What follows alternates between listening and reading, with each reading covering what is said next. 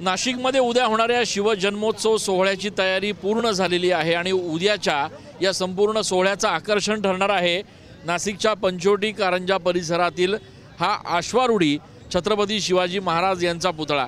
या पुतळ्याचं आज लोकार्पण होतंय।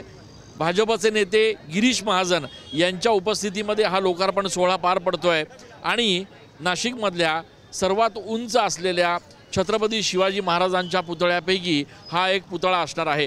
पंचवटी कारंजा परिसरातल्या या संपूर्ण छत्रपतींच्या पुतळ्याचं लोकार्पण हे अत्यंत जोरदार अशा पद्धतीने होईल। त्याची तयारी जी आहे ती आपण या ठिकाणी बघू शकतो।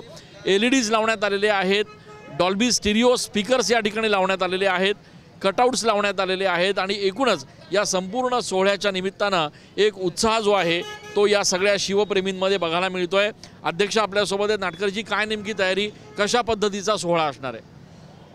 एक अतिशय नेत्रदीपक असा हा सोहळा असेल। आमचे स्थानिक आमदार राहुलजी ढिकले यांच्या प्रयत्नांमुळे आज पंचवटीकरांचं जे स्वप्न आहे अश्वारूढ पुतळ्याचं ते साकार होतं आहे। त्यामुळे नाशिककरांमध्ये आणि पंचवटीकरांमध्ये खूप मोठं उत्साहाचं वातावरण आहे। आपण बघतोय की या ठिकाणी शिवप्रेमींमध्ये वातावरण आहे।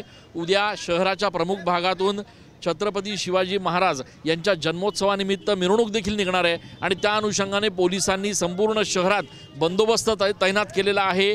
वाहतूक मार्गात या ठिकाणी बदल करण्यात येणार आहेत आणि एकूणच रात्री 12 वाजेपर्यंत पारंपरिक वाद्यांना देखील या ठिकाणी परवानगी देण्यात आलेली आहे। त्यामुळे उद्याच्या या सोहळ्याकडे आणि छत्रपतींच्या या अश्वारूढ पुतळ्याच्या लोकार्पणाकडे संपूर्ण नाशिकचं लक्ष लागलं आहे। कॅमेरा पर्सन प्रसाद पवारसह मी चंदन पूजाधिकारी, TV9 मराठी।